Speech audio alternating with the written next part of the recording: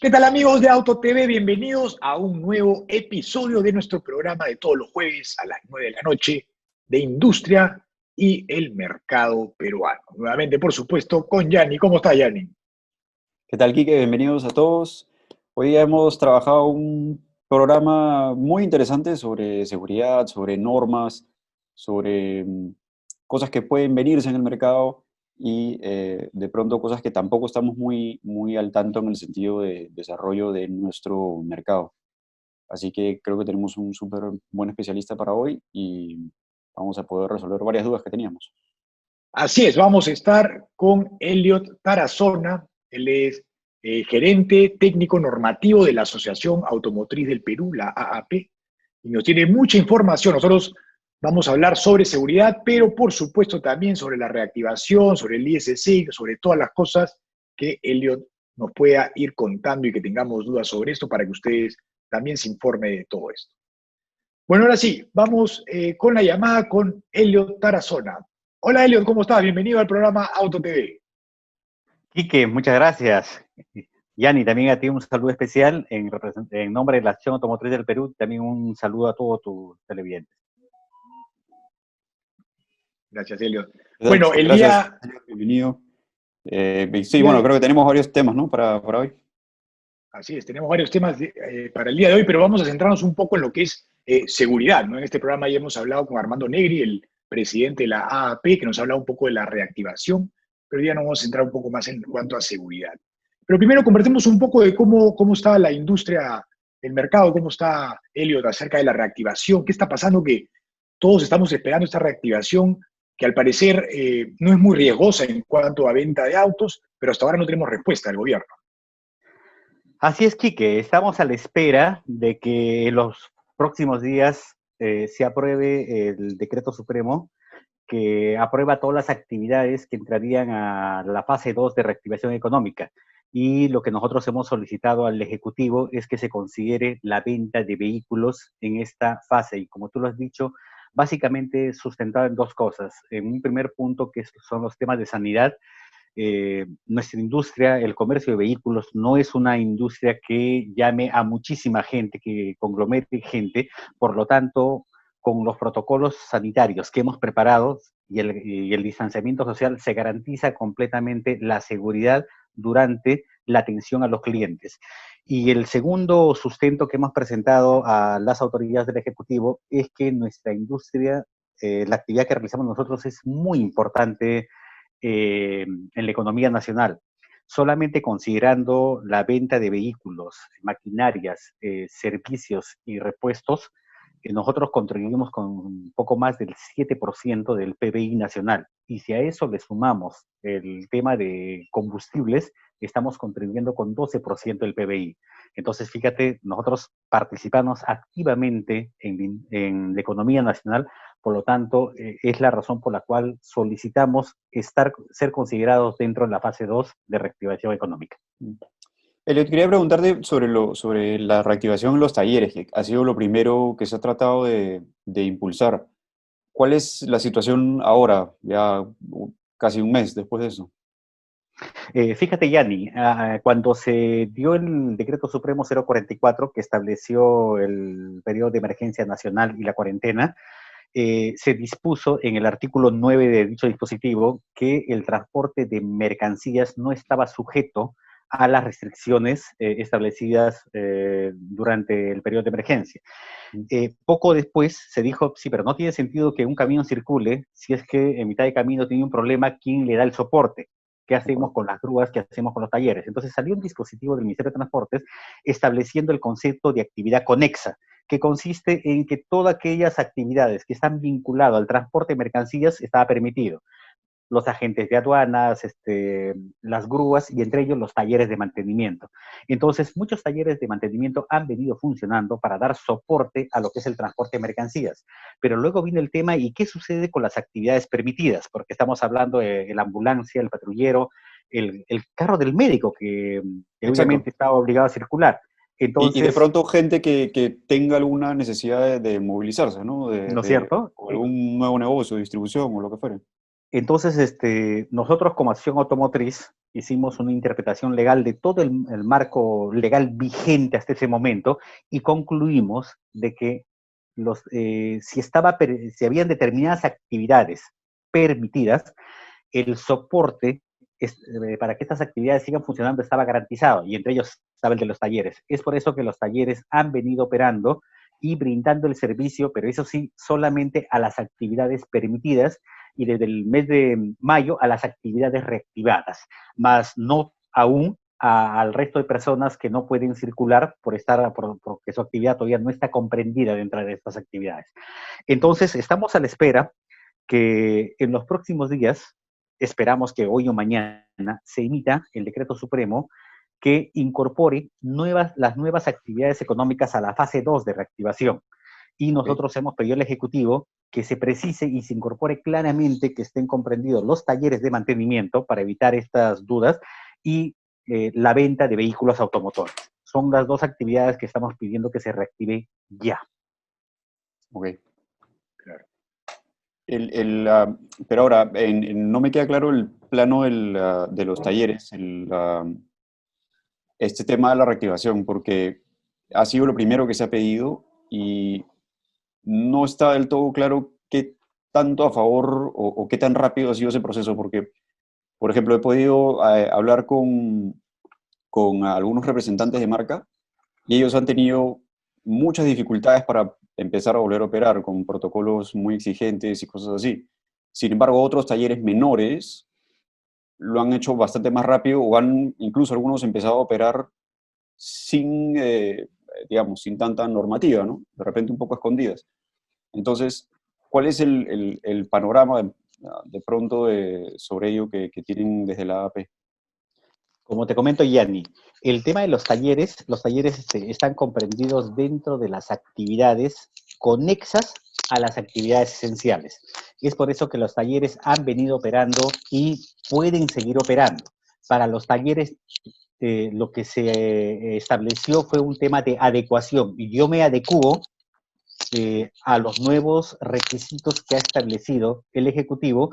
Básicamente estamos hablando de los protocolos de seguridad y del famoso plan de vigilancia que tiene que presentarse ante el Ministerio de Salud. El tema es que nosotros, como actividad de un taller, no estamos obligados a reiniciar actividades, sino adecuar nuestras actividades. Pero como tú mencionas, eso nos obliga a también presentar nuestros protocolos al MINSA. Es ahí donde hemos tenido todos los problemas que tú mencionas. Los talleres, efectivamente, nuestros asociados, al momento de presentar sus protocolos al Ministerio de Salud, han tenido el principal problema cuando tienen que marcar una opción. ¿En qué actividad usted está? Justamente cuando buscan la actividad de adecuar mi actividad, no la encuentran, porque figura pues todo un listado de actividades, pero son de actividades que se han reiniciado. Y nosotros siempre argumentamos que no estamos en actividades reiniciadas. Los talleres no pertenecen a la fase 0, perdón, a la fase 1, sino vienen a ser anteriores a la fase 1, digamos fase 0, ¿no es cierto? Que vendrían a ser aquella actividad conexa a las principales y por lo tanto estaban autorizados a operar y deben seguir operando. Ok, ya más claro el tema. Bueno, sobre seguridad, ¿cuál es el panorama que tenemos en el Perú? Hemos en los últimos programas visto varios temas sobre la necesidad de seguridad en los autos, ¿no? Hemos tenido muchas preguntas y tal, y hay muchos temas en torno al precio también. Y lo que vemos una tendencia en el mercado, que es que usualmente se sacrifican elementos de seguridad por el precio. Es decir, tienes que llegar a un auto de cerca de $30,000 como para tener todo el equipamiento de seguridad completo, que incluye sobre todo asistencias electrónicas y tal. ¿Qué podemos hacer para mejorar esa parte en el Perú de forma normativa? Porque claramente el mercado no lo va a hacer. Porque el usuario siempre va a buscar el mejor precio posible y no se enfoca tanto, no se ve tanto el tema de seguridad activa en los vehículos. Entonces, ¿qué podemos hacer como normativa, como país, para mejorar eso? Yadi, te comento, ya desde hace poco más de un año, la Asociación Automotriz del Perú viene trabajando conjuntamente con el Ministerio de Transportes para lograr mejorar los estándares de seguridad vehicular. Eh, Quiero comentarte en primer lugar que todos los vehículos, es decir, todos los vehículos que importamos al Perú, cumplen con los requisitos mínimos para que puedan ingresar al país. De acuerdo. Y curiosamente, cuando yo te digo cumplimos los requisitos legales y técnicos, entonces la pregunta es, ¿y por qué yo estoy adquiriendo vehículos que no tienen determinados requisitos de seguridad, ¿no? Elementos de seguridad como los airbags? Exacto. Es porque nuestra norma que establece esos requisitos es una norma muy antigua. La norma que establece los requisitos técnicos de seguridad es el Reglamento Nacional de Vehículos, y ese reglamento se elaboró el año 2003.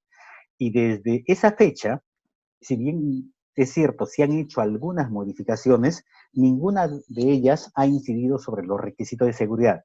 Es así que dicha norma, ese reglamento de vehículos, estableció en su momento que los vehículos que se importen al país deberían tener cinturones de seguridad de 3 puntos, cabezales de seguridad, los parabrisas con vidrio de seguridad, al igual que las ventanas laterales y las ventanas posteriores, entre otros requisitos, como que todos los vehículos deberían tener limpia parabrisas y lava parabrisas, puertas que permitan ser abiertas desde el exterior, entre otras.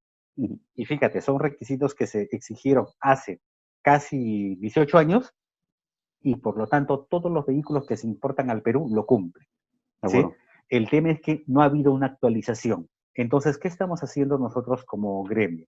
Como te digo, el año pasado nos reunimos con el Ministerio de Transportes y hemos quedado en presentar una matriz de nuevos requisitos técnicos que deberían exigirse a los vehículos. Y esa matriz nosotros la venimos trabajando, estamos ya próximos a terminar, en 4 grupos. El primer grupo son aquellos elementos de seguridad que pueden ser exigibles a corto plazo, y estamos hablando no más de 6 meses. ¿Sí?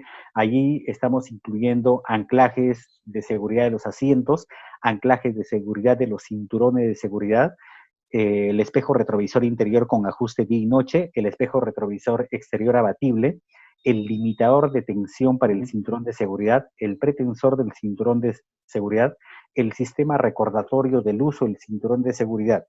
Si ustedes se dan cuenta, todos esos requisitos que les he mencionado prácticamente ya lo tienen los vehículos que les estoy mencionando. Entonces es por eso que nosotros llamamos elementos de seguridad que pueden ser exigibles a muy corto plazo. Estamos hablando no más de 6 meses. Simplemente se hace obligatorio y todos los vehículos tienen que venir con esos requisitos. Luego, estamos considerando otro grupo de elementos que viene a ser los elementos de seguridad 2, digamos, que podrían ser exigidos en un mediano plazo. Y cuando hablamos de mediano plazo, hablamos de no más allá de 12 meses. Y ahí estamos hablando de, por ejemplo, el cumplimiento de normas para el desempeño del sistema de frenos, que se exija la inflamabilidad de materiales al interior del habitáculo del vehículo, el sistema antibloqueo de frenos, el ABS. Nosotros estamos planteando de que se puede exigir en un mediano plazo que todos los vehículos vengan con ABS, y nosotros como industria automotriz estaríamos en condiciones de cumplirlo, como les digo, a un mediano plazo. Las bolsas de aire para el piloto y copiloto. Como yo les mencionaba, actualmente la normativa vigente no establece la obligación que los vehículos que se importen al país tengan bolsas de aire. Si bien es cierto, la industria automotriz trae los vehículos con bolsas de aire, nosotros en una revisión que hicimos hace más o menos medio año, pudimos verificar que aproximadamente el 90% de todos los vehículos livianos que importamos ya tienen bolsas de aire. Estaría faltando un 10%, pero aún así lo que nosotros le estamos pidiendo al gobierno es, si nos ponen en un mediano plazo, es decir, a 12 meses, que sea obligatorio las bolsas de aire para el piloto y copiloto, estamos en condiciones de cumplirlo. También estamos incorporando en este grupo a mediano plazo la incorporación del requisito técnico de asientos de seguridad para niños, el tema del ISOFIX o del latch, el desempañador de la luna trasera y el tema de la carrocería con deformación programada. Y luego tenemos un tercer grupo que vendrían a ser los elementos de seguridad que podrían exigirse a largo plazo. Pero cuando hablamos de largo plazo estamos hablando de 2, máximo 3 años.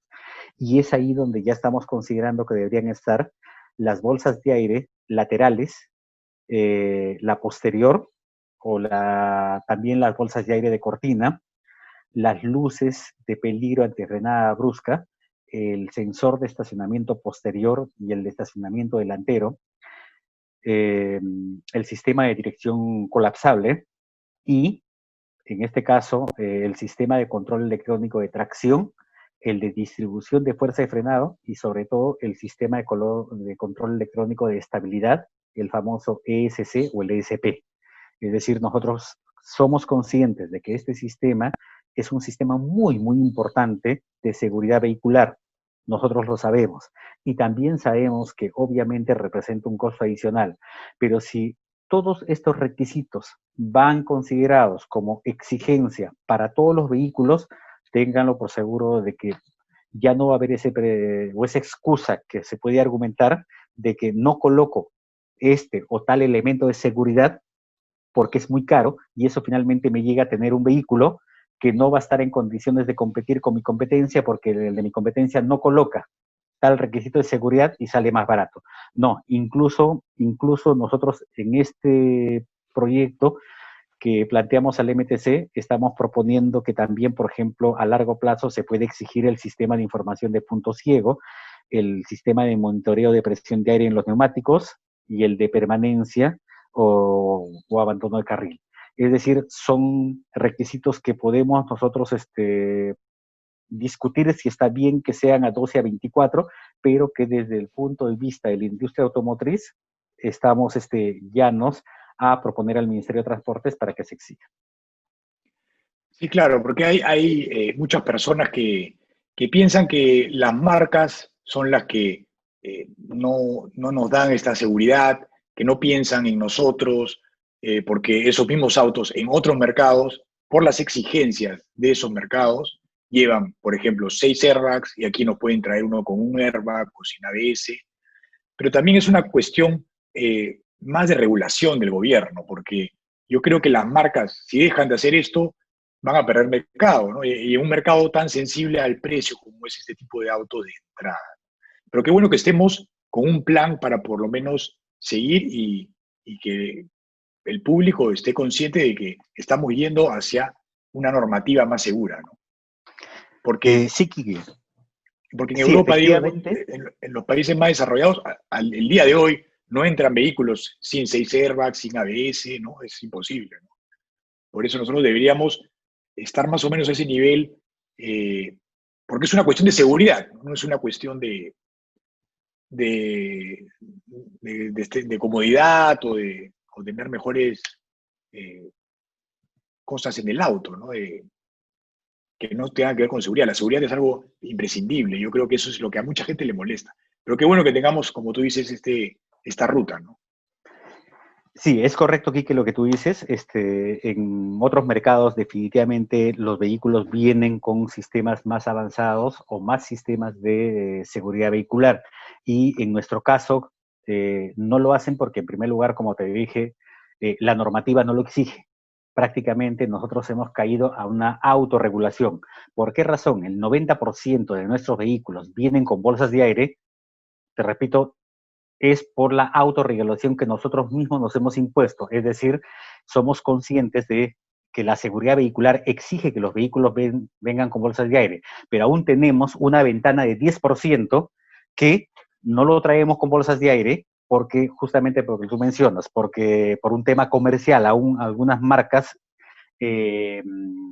están trabajando el tema comercial y por empujar en ese sentido no equiparan o no equipan sus vehículos con estos sistemas.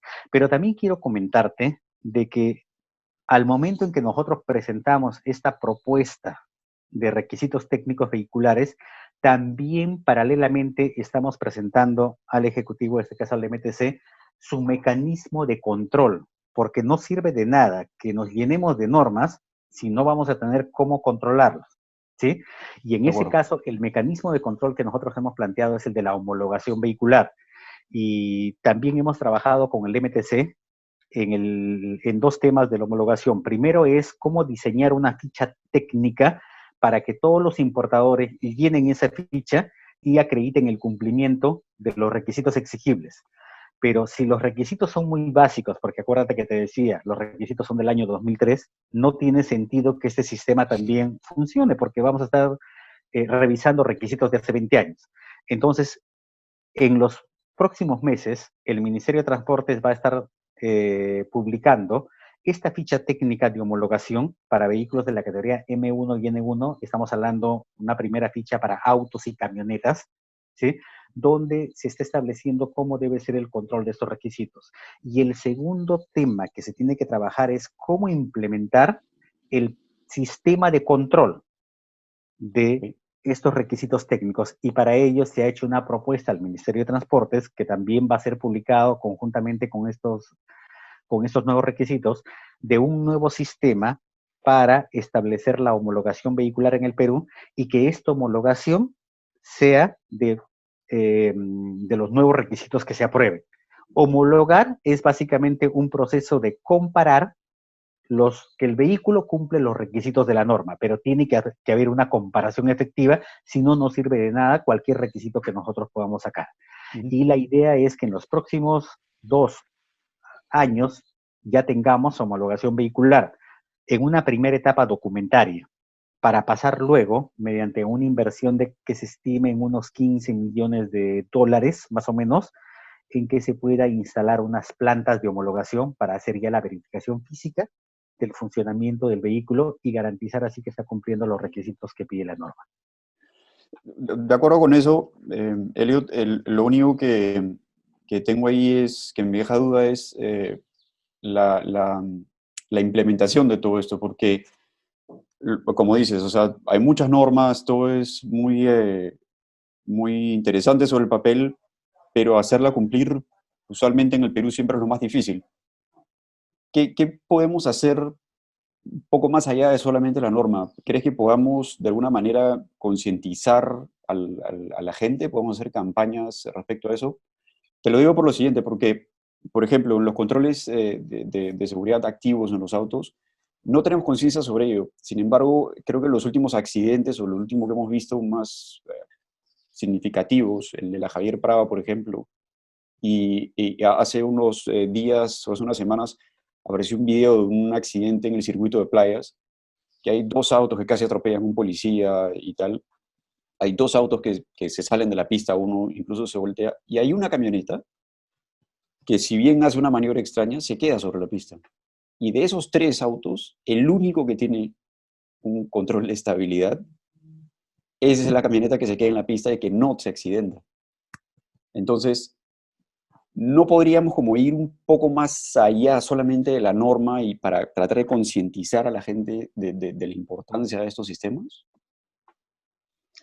Sí, Yanni, definitivamente tenemos que tomar acción y ser más conscientes de que existen elementos de seguridad muy, muy importantes y que salvan vidas. Justamente porque Como estos sistemas están diseñados para evitar el golpe, ¿no? Para evitar el choque. Claro, para evitar el accidente en general. Exacto. Entonces, es reevaluar también esta guerra contra la velocidad, que es como en la industria de la aviación, por ejemplo, se investiga y tal, y no es siempre la misma determinación, ¿no? Es culpa de la velocidad, es culpa de 2 o 3 factores. O sea, si no, la industria de la aviación seguiría siendo insegura si se choca un avión y decimos que es por culpa de la velocidad. O sea, hay un montón de otros factores que involucran a un accidente, y uno de ellos creo que es 100% la seguridad que tenemos en nuestros autos ahora, que no es la mejor. Y la otra, por supuesto, es la capacitación que tenemos nosotros como conductores, que eso es quizás a donde más me preocupa, ¿no? O sea, creo que sacar un brevete en un pequeño circuito no necesariamente refleja la capacidad que debes tener para conducir en la calle. No sé cómo ves tú eso.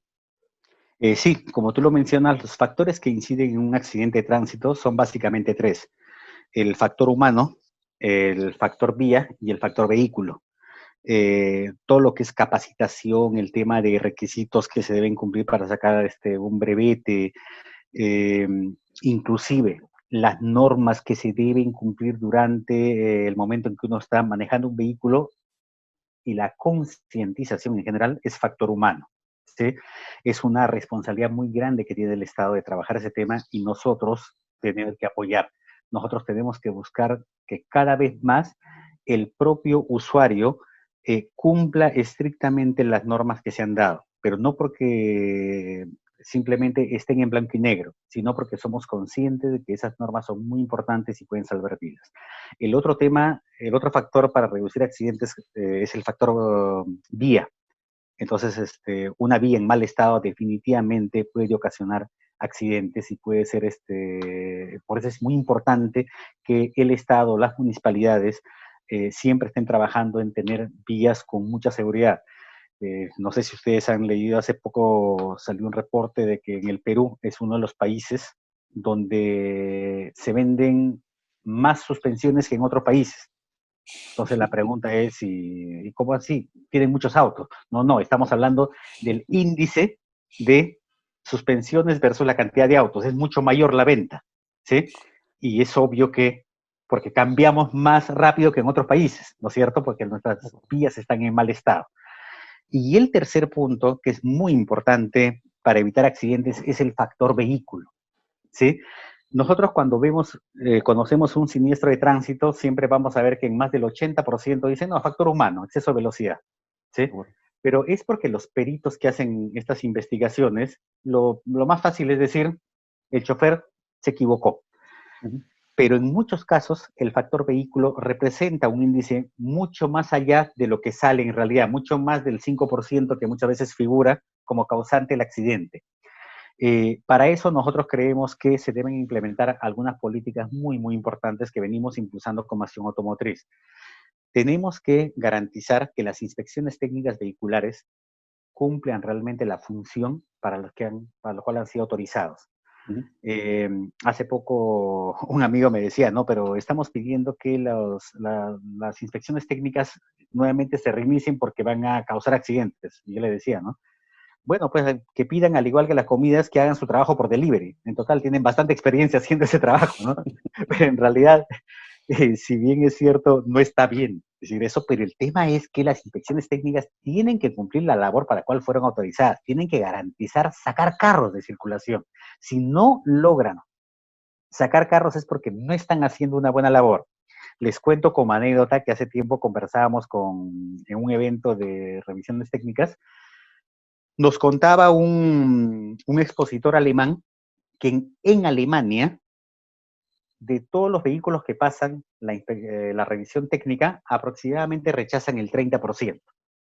Sin embargo, en el Perú se rechaza solo el 5%, lo cual no tiene sentido, ¿no? O sea, algo está mal. Algo definitivamente está mal. Entonces, primero tenemos que garantizar que las revisiones técnicas cumplan la función para lo cual han sido creadas. Segundo, tenemos que buscar sacar vehículos viejos de circulación. Perdona que te interrumpa ahí. También hay un tema entre revisiones técnicas y el mercado, ¿no? Porque tú puedes normar de pronto cosas como revisión técnica, pero que el mercado no necesariamente las ofrece. Entonces es un poco que tienen que ir de las manos ambas, ¿no? Claro que sí, pero actualmente... Por ejemplo, de pronto alguna medida ambiental que se tome o alguna cuestión de emisiones, de repente pides un nivel de emisiones que el mercado no puede cumplir, o que el país no puede cumplir. Entonces, también es un tema que tiene que ser gradual, ¿no? No puede ser tampoco tan restrictiva la norma. Es lo mismo que cuando yo les comentaba el tema de los elementos de seguridad y tú mencionabas el caso del sistema electrónico de estabilidad, ¿no es cierto?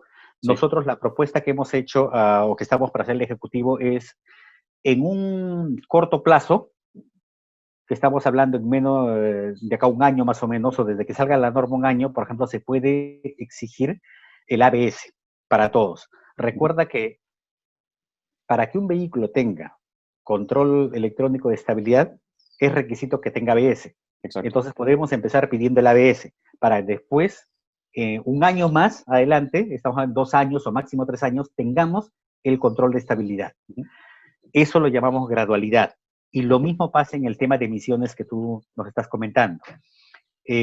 Nosotros actualmente tenemos como obligatoria en el país la norma Euro 4, ¿sí? Pero todo el mundo dice, pero ¿por qué no vamos a Euro 5 de frente a Euro 6? Somos muy laxos.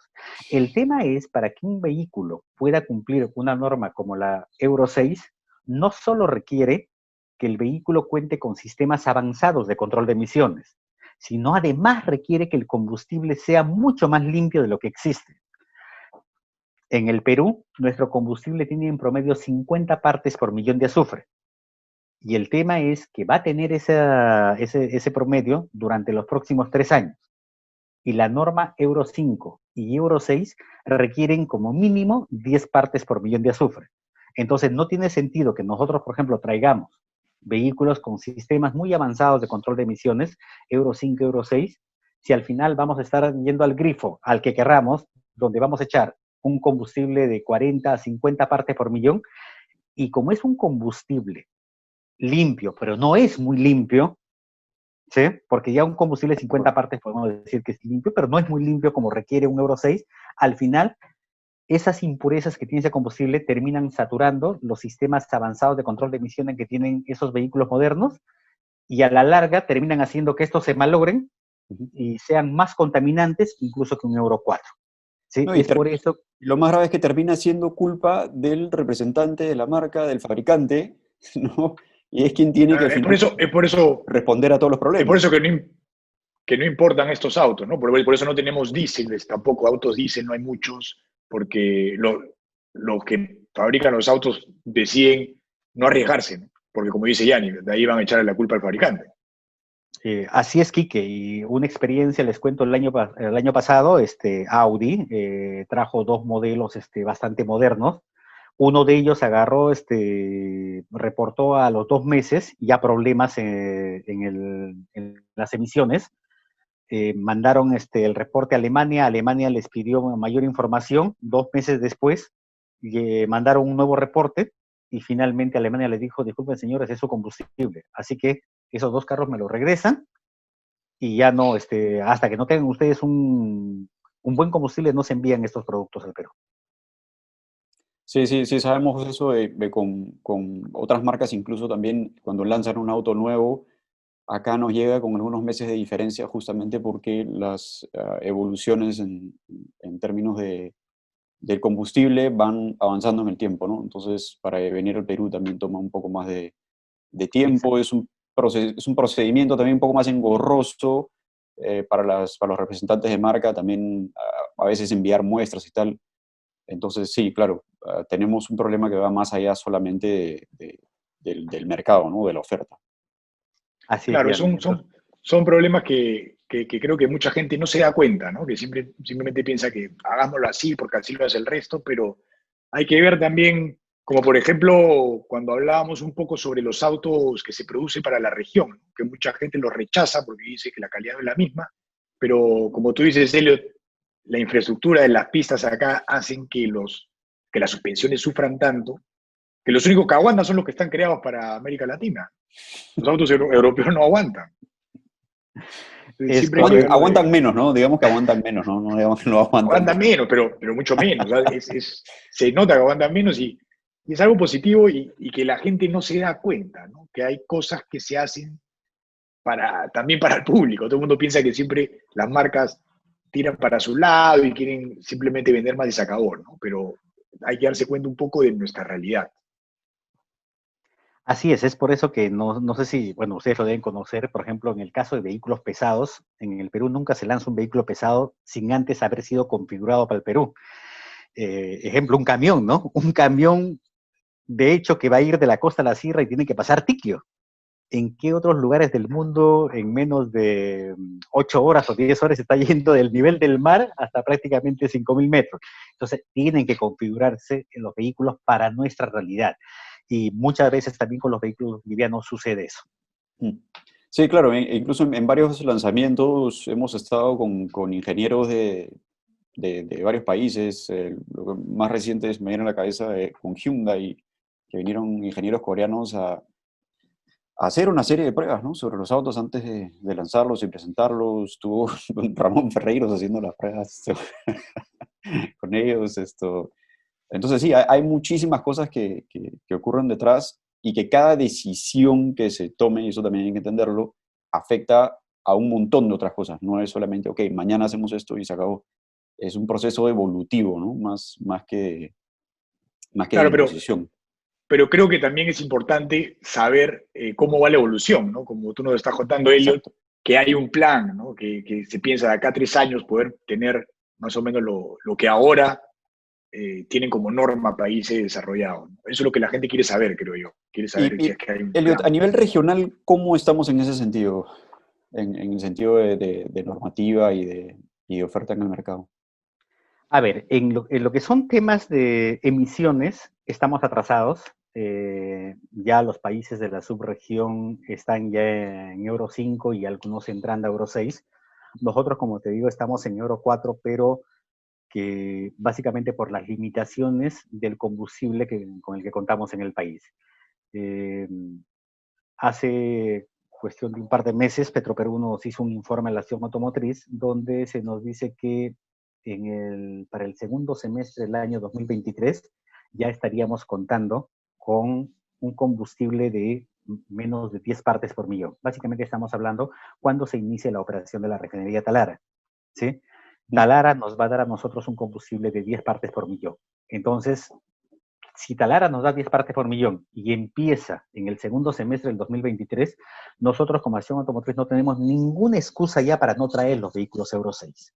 ¿Sí? Lo único que nosotros esperamos es que nos digan, ya está el combustible. Otros países lo que hacen es lo importan. Si no lo tienen, si no lo producen localmente un combustible limpio, lo importan. Otra propuesta que nosotros hemos hecho es, dado que ya está paralizada la refinería, porque acuérdense que el último 20% de modernización lo van a hacer con la planta parada, nosotros deberíamos importar ya un combustible más limpio para poder traer vehículos también a su vez Euro 5 o Euro 6. Pero la decisión que toma el Ejecutivo es no sacar un dispositivo en ese sentido. En el tema de requisitos técnicos de seguridad vehicular, también los demás países de Latinoamérica están un poco más avanzados. Fíjate, a partir de este año, ya por ejemplo en Argentina ya es exigible el control electrónico de estabilidad. Y en algunos otros países como Chile o Colombia van a ser exigibles en menos de un año, ¿sí? Y los otros requisitos de las bolsas de aire ya son obligatorios desde hace más de 5 y en otros casos 10 años.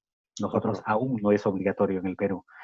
Sin embargo, bajo la propuesta que nosotros estamos alcanzando al Ministerio de Transportes, nos estaríamos homologando en cuanto a requisitos de calidad vehicular en no más de 3 años. Es decir, en 2 años tendríamos casi el 70% de los requisitos que tienen todos los países en Latinoamérica, lo más avanzado, y el otro 30% estaríamos llegando a no más de 3 años. Esa es básicamente la meta con la cual estamos trabajando.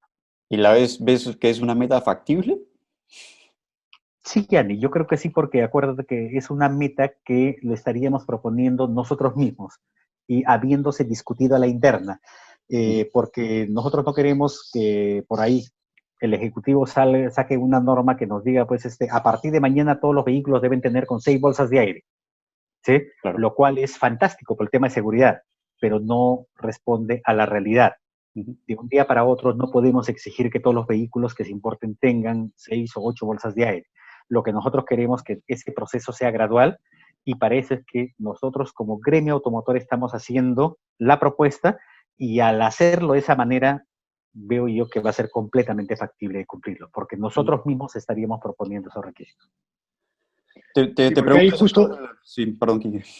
Claro, justo estábamos conversando de un tema sobre esto, pero sobre el ISC, ¿no? Que nos parece que en ese caso el gobierno actuó, creo que de una manera, sin mucho conocimiento de lo que estaba haciendo, ¿no? Bajar el ISC a los 1.4, tenemos estos autos de hibridación ligera, o mild hybrid en inglés, que en realidad no son híbridos, ¿no? Simplemente tienen un motorcito que te arrancan el carro, te prenden los parabrisas, creo, un par de cositas, te dan un poquito más de caballos, pero no es igual de limpio que un híbrido de verdad o un auto eléctrico, y están teniendo los mismos beneficios. Entonces, parece que en el Ejecutivo hay un poco de desconocimiento acerca de las cosas. ¿No pasará lo mismo también con estas normas? Como tú dices, Elliot, de repente ponen 6 bolsas cuando no deberían o pasan cosas que no deberían pasar.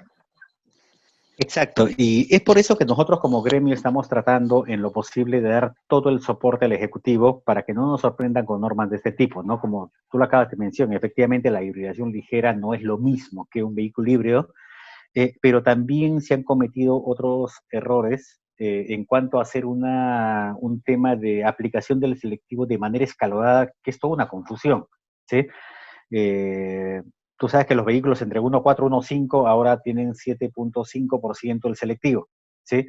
Y entre 1 y 1.4 ya están en 5 y menos de 1 ya están en 0. Y más de 1,5 siguen estando en 10. La propuesta debe ser muy simple. ¿Queremos o no queremos nosotros eh, proponer la renovación del parque automotor? Fíjate, Quique, nosotros actualmente en Lima, al cierre del 2019, tenemos 2 millones de vehículos en circulación y a nivel nacional 3 millones. Es decir, nuestro parque vehicular es 3 millones en todo el Perú, de los cuales 2 millones están en Lima. Y de esos 2 millones, en una época normal sin COVID, ¿sí? Deberían estar circulando aproximadamente el 85%, es decir, deberíamos tener 1.700.000 vehículos circulando, ¿sí? Y ese 1.700.000 nos genera la congestión que hemos podido ver todos los días sin pandemia. Y esa congestión nos está generando pérdidas que llegan al año a 27.000 millones de soles, que es bastante dinero para el Perú. Nosotros como gremio hemos propuesto la creación de un centro de gestión de tráfico, que también tomaría más o menos 4 años. Pasar de 1.500 a 5.000 semáforos controlados, intersecciones semafóricas controladas. ¿Por qué razón? Porque nosotros entendemos que si la ciudad no se mueve, ¿sí? No hay producción. Y quien mueve a la ciudad y en general al país son los vehículos. Y la ciudad debe moverse, pero para que la ciudad se mueva requiere ampliar la infraestructura de transporte. Y somos conscientes que la infraestructura de transporte de Lima no se va a ampliar de un año para otro, va a tomar muchísimo tiempo. Entonces, lo único que nos queda es cómo hacemos que la ciudad se mueva aplicando ingeniería al transporte, como lo tiene Chile. Santiago de Chile tiene un centro de gestión de tráfico muy eficiente, ¿sí? La velocidad promedio de viaje en Lima sin pandemia el 2019 alcanzaba más o menos un promedio de 12 kilómetros por hora. ¿Sí? Y el JICA, que es el organismo de cooperación japonesa, estimó el año 2005 que si no se hacía nada para solucionar los problemas de transporte en Lima, esa velocidad iba a reducirse a 7 kilómetros por hora el año 2025. ¿Y ustedes saben cuál es la velocidad de paso del peatón? Es justamente 7 kilómetros por hora. Claro. ¿Sí? Es decir, estamos hablando de que los vehículos se van a mover a la misma velocidad que se mueve el peatón. Nuestra ciudad va a estar prácticamente paralizada. Entonces, lo único que nos queda es lo que usted mencionaba, ¿no? Tenemos que exigir, sí, mejores elementos de seguridad a los vehículos, tenemos que exigir un mejor combustible para, por ende, tener menor contaminación, pero también tenemos que exigir y participar activamente en crear un nuevo sistema de transporte. Trabajar mucho en lo que son la aplicación de la ingeniería en el movimiento de los vehículos como lo tiene, les repito, Santiago de Chile, aquí cerca. ¿Sí? Ellos, mediante un sistema de gestión de tráfico, han logrado que 2.200.000 vehículos, que son los vehículos que circulan en el área metropolitana de Santiago, en hora punta tengan una velocidad de 22 kilómetros por hora, casi el doble de lo que nosotros tenemos. ¿Y cómo lo logran ellos? Con este sistema de gestión de tráfico. Entonces son muchos elementos que nosotros debemos comenzar a impulsar, a empujar, el tema de la electromovilidad, el tema de nuevas tecnologías, un montón de cosas, pero podemos nosotros empujar lo que son requisitos de seguridad vehicular, pero créame, Quique, ya ni va a servir de poco si los vehículos se están moviendo a paso de tortuga. ¿Sí? Entonces también... Sí, quería preguntarte, Sí, tratamos de empujar todos hacia adelante y tal. ¿Cómo queda todo esto frente a, por ejemplo, el Congreso intentando aprobar los colectivos? ¿Cuál es tu visión de eso? Sí, es una pena, ¿no? Nosotros estuvimos muy atentos hace un par de semanas cuando se realizaba esta votación y una pena que se promuevan aquellos sistemas de transporte que incumplen los mandatos de la misma ley, porque la ley lo que dice es el Estado debe priorizar los transportes, los sistemas de transporte que demuestren mayor eficiencia. Y en el caso de los transportes urbanos, mayor eficiencia se da justamente con vehículos más grandes y de mayor capacidad, ¿sí? Para nosotros, y eso es como un tema ya principista de la acción automotriz, ¿sí? Nosotros creemos de que el Congreso ha cometido un error, que el Ejecutivo aún está a tiempo de, en el proceso de observación de la ley, proponer adicionalmente, no solo observar por observar, porque si el Ejecutivo va, o el MTC va con una propuesta totalmente negativa, es decir, no pongo, el Congreso va a terminar aprobando por insistencia esa ley.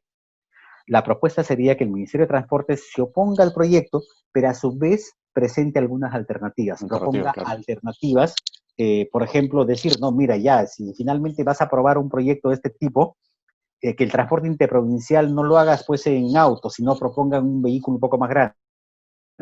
O usar el argumento que expusieron los congresistas. Los congresistas decían, ¿no? Es que acá los de Lima no saben que en mi pueblo no hay omnibuses, ¿sí? Y que ahí para ir al otro pueblo tengo que usar estos colectivos. Bueno, una de las cosas que se puede proponer, que puede proponer el ministerio, es que establezcan un límite máximo de distancia que pueden recorrer estos vehículos.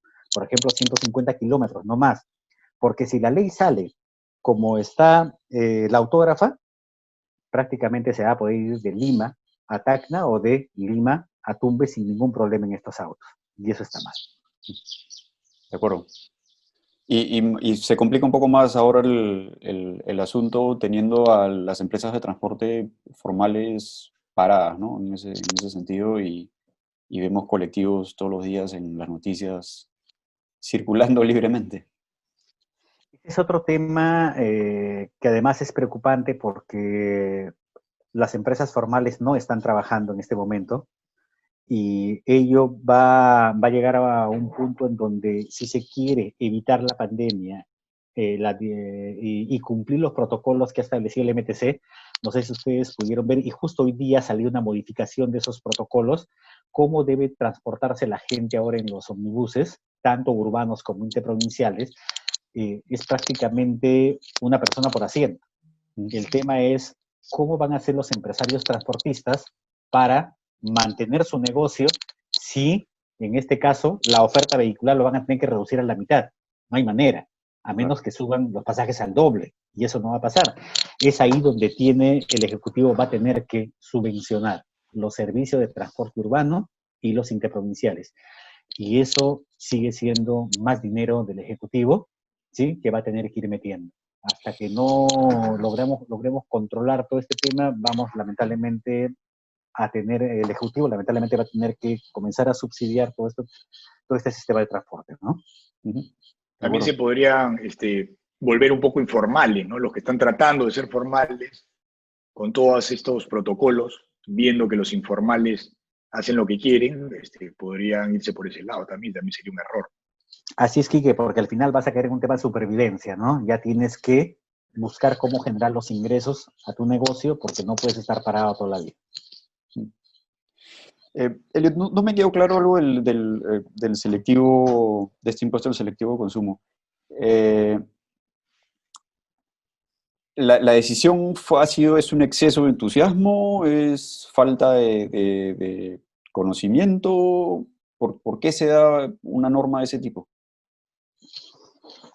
A ver, Yanni, hasta antes de mayo del 2018, digamos, casi toda una serie de vehículos, los automóviles, básicamente gasolineros, tenían el selectivo cero. Pero lo que hizo el Ejecutivo fue, no, voy a grabarles con 10% de selectivo, voy a castigar, ¿sí? Como te repito, nosotros estamos totalmente en contra de medidas de ese tipo, porque lo único que está haciendo es desalentar la renovación del parque vehicular, ¿sí? Es fácil agarrar, decir, no, en el Perú simplemente estoy aplicando un impuesto para la gente que más tiene. Y haciendo un paralelo que el que más tiene es el que tiene un auto. Y no es así, porque el automóvil no es, a menos que sea de super lujo, no es un signo distintivo de riqueza. El problema también es que si es un auto super lujo y tiene esta hibridación ligera, sale de esa norma o tiene beneficios, porque hay autos de 80, 90, 100 mil dólares con hibridación ligera y que tienen Y al beneficios. tener la hibridación ligera, Exacto. pasan al índice selectivo de 0. Así ¿Sí? es. Exacto, es correcto tu afirmación. Entonces, como te digo, lo que nosotros planteamos al Estado fue, porque de los 190.000 vehículos que se vendían anualmente, las ventas pues se redujeron a cerca de 160.000. Entonces, el golpe por aplicar un selectivo fue fuerte, ¿sí? Ese 10% finalmente el empresario lo traslada al precio final, y al tener un precio final mayor, en el Perú se vende menos. ¿Sí? No es que simplemente los compradores digan, no importa, 10% más voy a seguir comprando la misma cantidad de vehículos. No, no es así. De 190.000, como les digo, se bajó más o menos a 160.000 vehículos el 2019.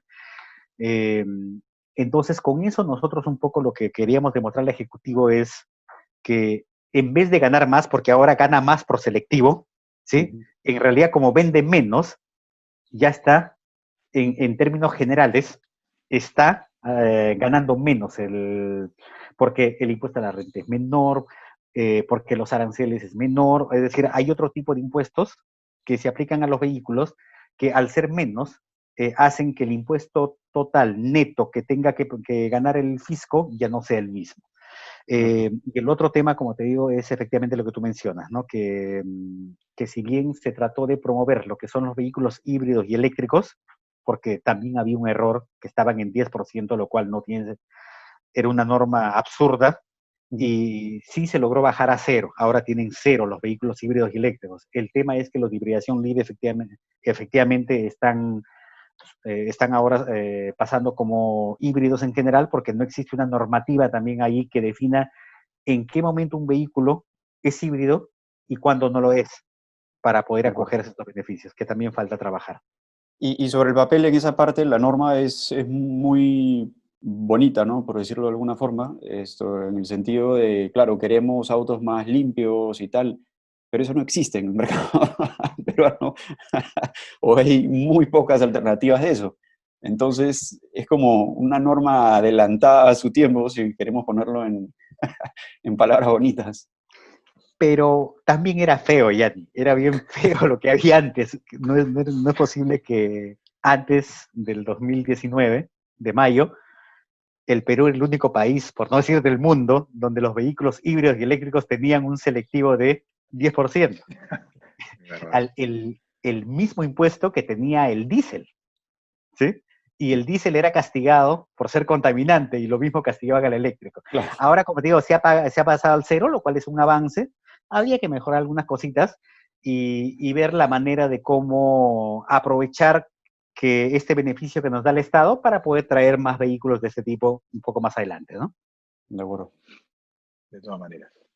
Bueno, Elliot, muchas gracias por esta entrevista. La verdad es que hemos tenido mucha información de primera mano contigo. Ya tenemos más o menos la ruta que se va a realizar para poder tener autos más seguros en el Perú. Para la gente que nos está viendo también, quédense tranquilos, que se viene la seguridad en los autos en el Perú. Muchas gracias, Elliot, por todo esto. Quique, muchas gracias a ti, Yanni, muchísimas gracias, y como siempre, cuenten ustedes con todo el apoyo de la Asociación Automotriz del Perú en estas campañas que ustedes están trabajando. Muchísimas gracias. Gracias a ti. Gracias, Elliot. Nos vemos. Hasta luego. Bueno, esas fueron las palabras de Elliot Tarazona, gerente técnico normativo de la AAP. Muy interesante todas las cosas que nos ha dicho. Habían cosas que sabíamos más o menos, pero queríamos estar seguros, ¿no? Y nos ha aclarado, creo que casi todos los puntos. Sí, es alucinante la cantidad de cosas que se van cocinando detrás, ¿no? La industria automotriz siempre se está moviendo, siempre está evolucionando, y la sensación que tenemos siempre es que nos quedamos atrás, ¿no? Pero Sí, bueno, la AAP justamente creo que hace un gran trabajo en ese sentido, ¿no? Eh, por eso es súper interesante siempre estar en contacto con la Asociación Automotriz y siempre tratan de ir hacia adelante y acercando un poco esa brecha que usualmente mantenemos.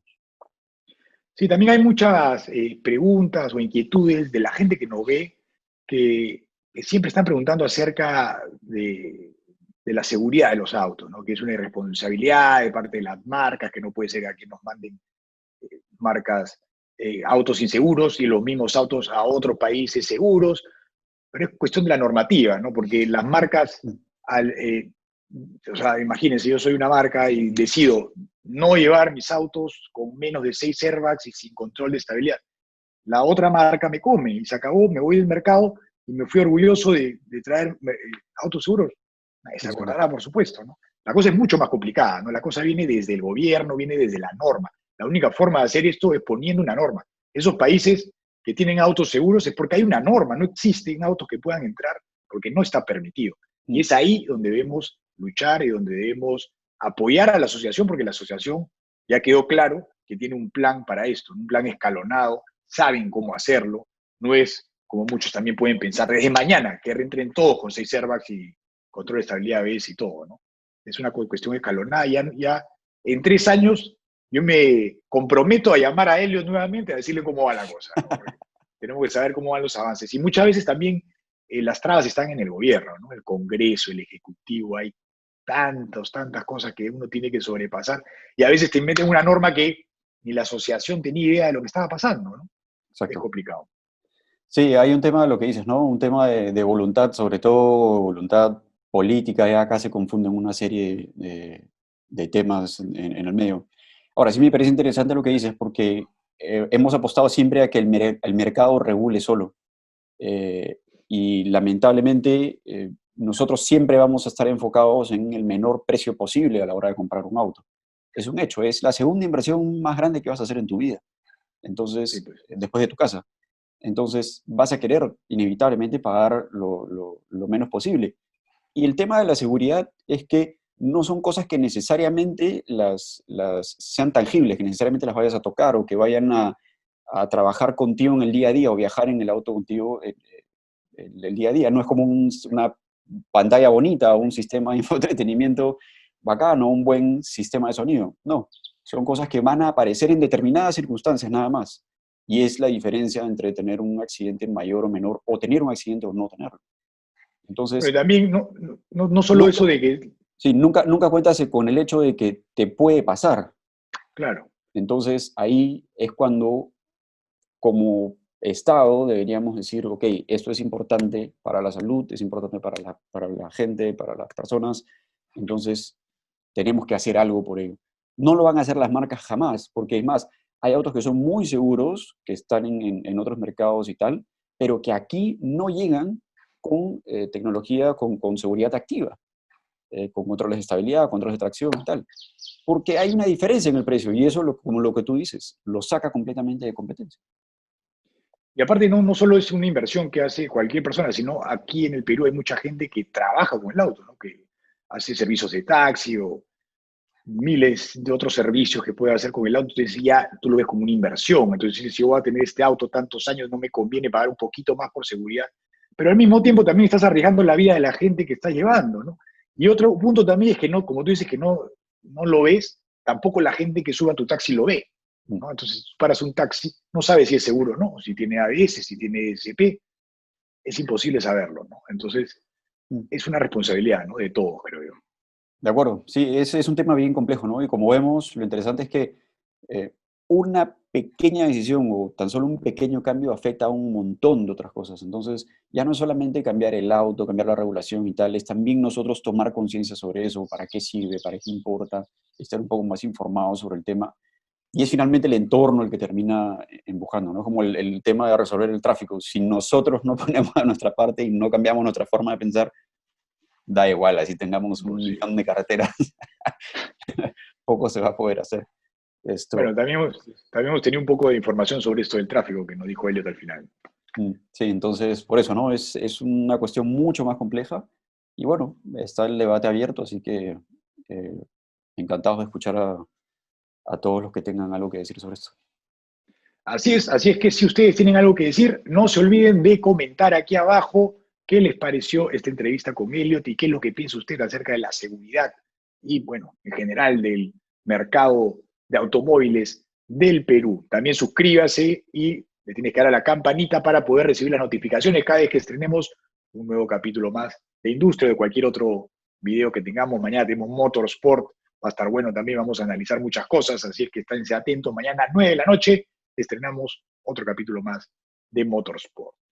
Bueno, por hoy día ha sido todo. Espero que hayan disfrutado del programa. Nos vemos, Yanni, nos vemos mañana y el próximo jueves de todas maneras. De todas maneras, gracias. Sigan mandándonos sus mensajes, sus sugerencias, los leemos todos. Gracias también a todos por la buena onda, sobre todo los que nos dan buena onda y buen feedback. Y bueno, nos vemos pronto. Gracias. Nos vemos.